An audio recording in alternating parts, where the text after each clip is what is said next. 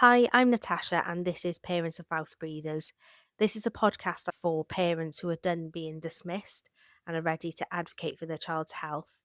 I am aiming to talk about my experience, share the information and the research that I've discovered, and also speak with professionals and experts in a variety of disciplines to bring more light to our children's airway and mouth breathing.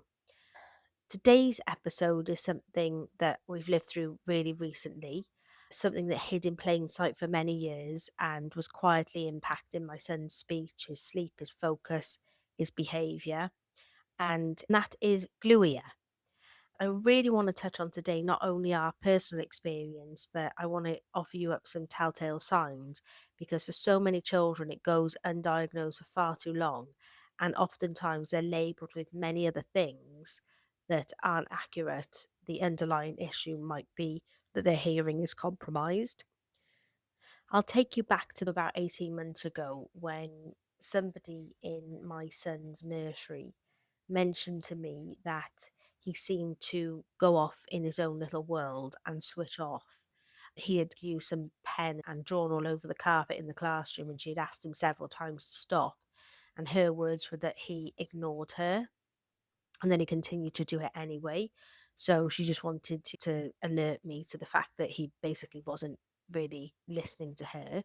And she also used a few other examples of him being outside with the other children. And then when they called all the children in, he would often lag behind and drag his feet a little bit and not want to come in. When she'd ask him to sort of put his coat on, get his bag, all that kind of thing, that he seemed to be reluctant to do so.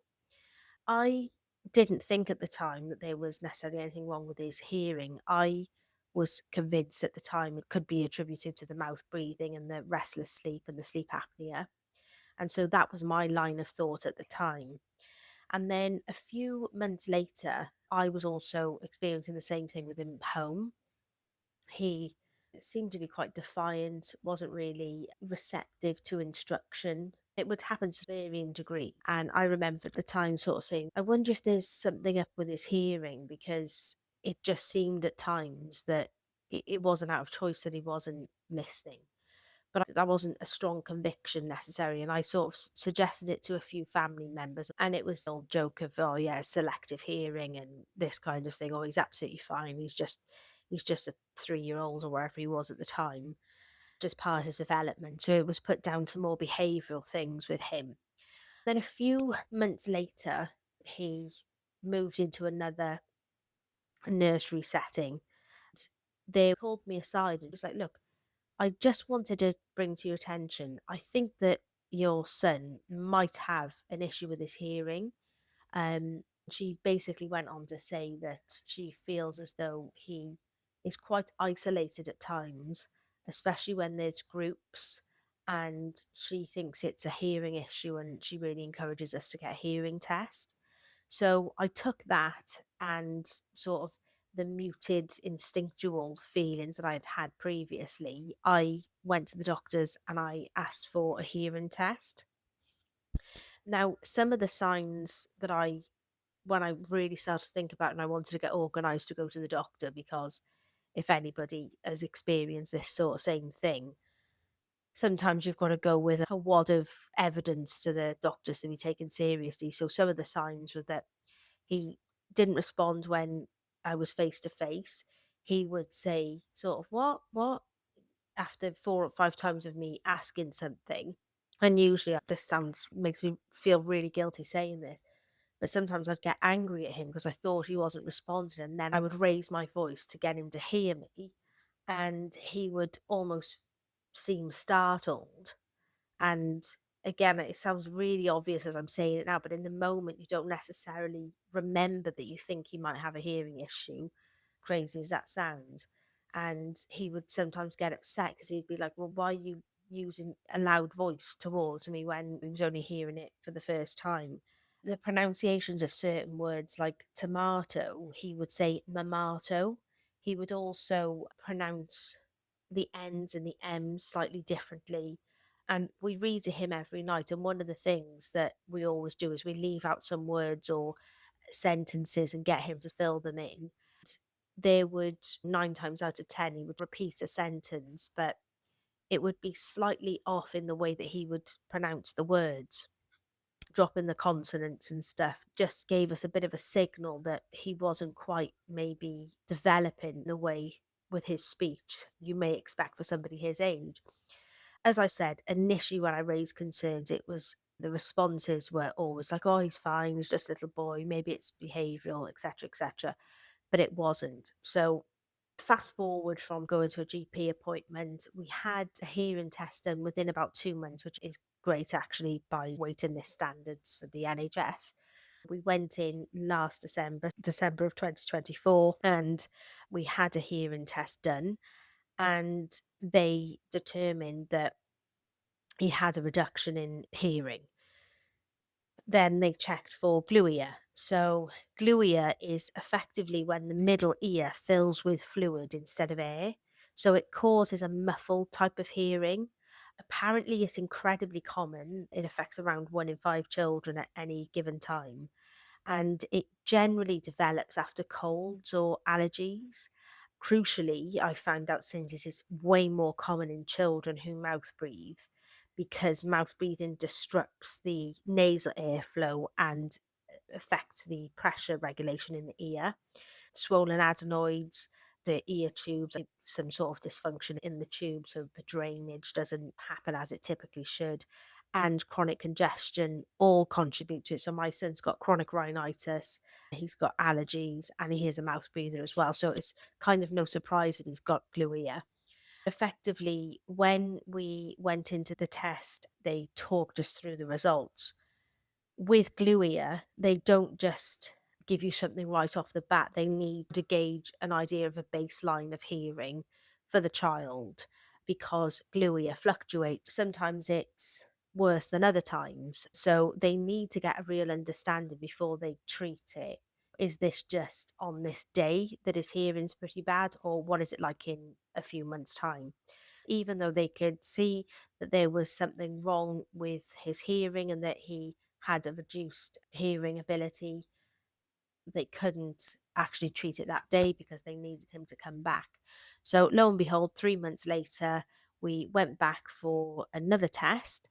He had had a really bad ear infection, which required 2 rounds of antibiotics, and it still didn't completely clear up after those. It was really, really severe. And surprisingly, the results of that hearing test were really bad because they could see that his ear was quite inflamed.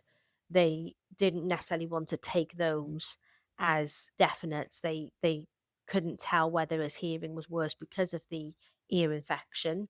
So we had to go back a few weeks later for another hearing test. The results were pretty bad, and we've been for a total of 5 hearing tests, and the results have basically got worse every time. And there's one ear in particular, right ear, that's worse than the left one that seems to be affected more. But needless to say, both of them are being affected. With gluea, the treatment is grommets, these little pieces of medical grade plastic tubes that get put into the Eustachian tubes in the ear, and they effectively help to drain the buildup of fluid from the middle ear. The difficulty with grommets is there's a 2-year waiting list on the NHS to have them fitted. And also, I was told that they have no guarantee as to how long they'll stay in. For some kids, it might be a matter of weeks, for others, a couple of months, or, maybe a few years if you're lucky. But they're not a long term solution. They're just put in as an interim solution whilst the child grows, because I was told that children will grow out of gluea typically as there develops a natural slope in the tubes within the ear, because in some children they're too straight and therefore the fluid just sits there. The other option that they offer in the interim whilst waiting on grommets is hearing aids. Now, what I've discovered through this process is that they don't like giving them willy nilly. It's probably a cost component, they're very expensive, but it was starting to, as I mentioned, affect his speech. So I mentioned that to them. I also added on that his new school had raised a couple of concerns about his speech as well. I was really eager to get this done. And obviously, I'm the person that's around him most of the time, so I can see the impact of this. Things like we were leaving school and people would say bye and call his name, and he wouldn't respond at all. I was really eager to figure out some solution to try and help. So he finally received his hearing aid in May of this year, which is 5 months after the initial appointment. And I hate to be a pessimist, but I just see that as so much loss for him. Nearly, well, a couple of years of, missed conversations or not quite figuring out what's going on, speech regression as well. Probably a lot of social confusion at school. If there's big groups of people, it's worse when it comes to glue as well. And also me raising my voice at times just to be heard. That really upsets me when I think about it. And it really hit me on the day that we got the hearing aid fitted. And as soon as we came out of the hospital doors, he was like, Mummy, Mummy, I can hear the cars. And I looked at him, I was like, I was really taken aback. I obviously thought, and I was convinced there was something up with his hearing, and I'd had that proof from the hearing tests. I maybe didn't realise just how bad it was.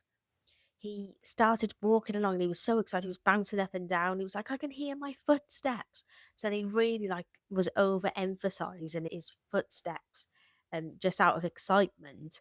And he was like, I can hear the birds too. It was just like he was so just overwhelmed with glee and joy at all these things that he could hear.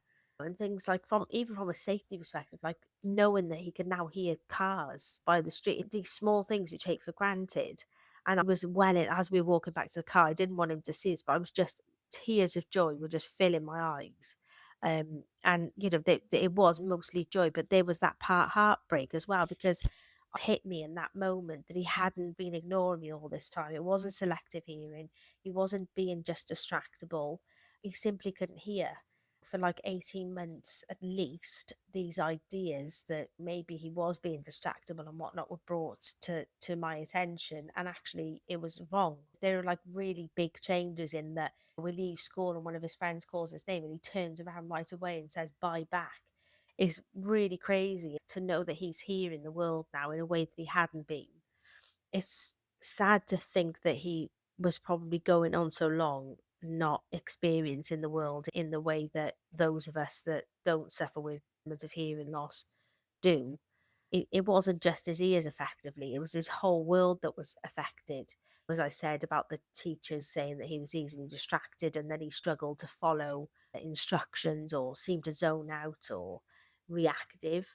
It's really important as parents we're aware that before we look at any of the behavioural stuff, we should look through a critical lens at what we're being told by some of the people that work with our children, because something as simple as gluey, in relative terms, it is simple, that it can affect speech and language, academic confidence as well, emotional regulation, building friendships with some people. The more and more I've read into this is that it can mimic inattention, autism, oppositional types of behaviors, when really it's, if you think about it, is a child trying to cope in silence or a muffled world.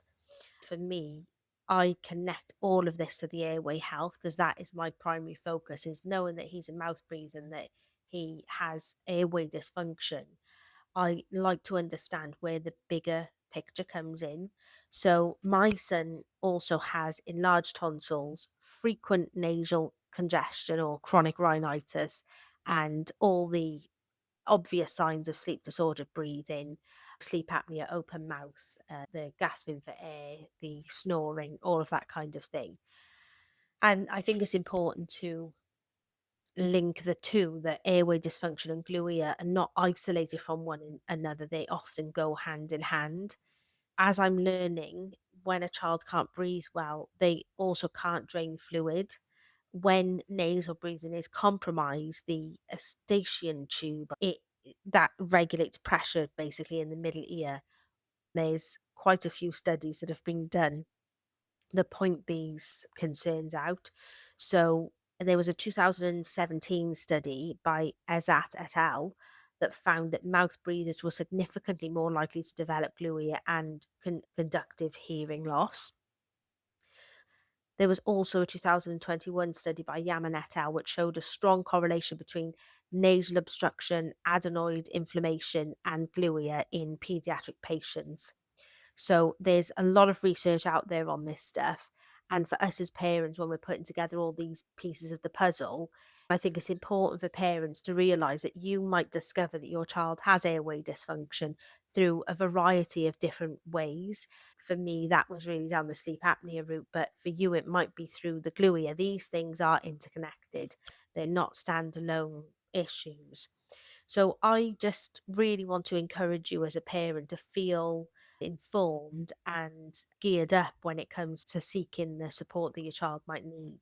And certainly as it relates to gluing, the hearing aids has made a significant difference to his day-to-day life and our interactions as a family. That's something that's really important to realize. You go into the hospital and you speak to these specialists, but behind all of that are people like you and I who are operating and running our houses and doing all the things. And something easily overlooked as the hearing of a child impacts everything. All of those interactions are impacted, and it's certainly affected my understanding of my son at times, and the dynamics that then play out. Everybody gets a bit more frustrated. It's not a pleasant experience. And really, what I wish I'd known sooner is that gluea isn't always obvious, and it can be intermittent. It can be one sided, so it fluctuates a lot. Sometimes it's a lot worse than other times. Obvious now when my son is sick how much worse his hearing is. I can see that, and I'm not questioning myself. It's just obvious and it's in plain sight for me now. Hearing tests are painless and they're relatively easy to do, and they should be done a lot sooner. And even though for those of us who are based in the UK, we know that the NHS is overstretched, and we know that there are waiting lists and there are all those things, but just keep pushing. You're allowed to keep asking. You're allowed to keep going back to the doctors. This system is set up to assist people with their help. It's about us as parents not being afraid to be a bit of a pain and go back and push for what we think that we need. In the best case scenario, your child goes in for a hearing test and it turns out the hearing's fine. But even if you go for a hearing test, everything's fine, but a few months later you still think there's something up, that could also be a key sign to gluea, because the traits of it are that it does fluctuate. So it's something you have to stay attuned to and keep going forward with. But the chances are, if your child is chronically congested and has signs of airway dysfunction, that it could also be affecting his middle ear and therefore his hearing. Now, it shouldn't be necessary to go into the doctors and have to have a load of evidence backed up and in hand just to be taken seriously, but it can really help. For me, even just verbally repeating sort of what the people in his nursery had said to me with the school side of things. Ask people that work with them, ask their teachers in school, ask some of the nursery workers. Look, keep an eye out. I feel like there is maybe something wrong with us here, and if you've got any indication there might be, and then you can use that as then a bit of fuel or validation. It just gives you a little boost, and use that to go and seek the help for your child that you want. If you're having to raise your voice to be heard by your child, it might not always be a behavioural issue. Sometimes it is a hearing issue, and in the case of my son, it mostly was. So I really encourage you to consider it. If you've had some sort of inkling that there might be something wrong, then please go along with it. It shouldn't take 18 months like it did with my son, and it shouldn't take shouting. Even if it does, keep going. You are not imagining these things. The odds are you're just observing them, and you need to then take action based upon those observations. In the show notes, there are some resources for you. You can download the free guide 10 signs your child might be a mouth breather. That would go through some of the obvious signs and also a bit of an insight into what treatments are available. You can also follow me over on Instagram at Parents of Mouth Breathers, and I'm also on LinkedIn.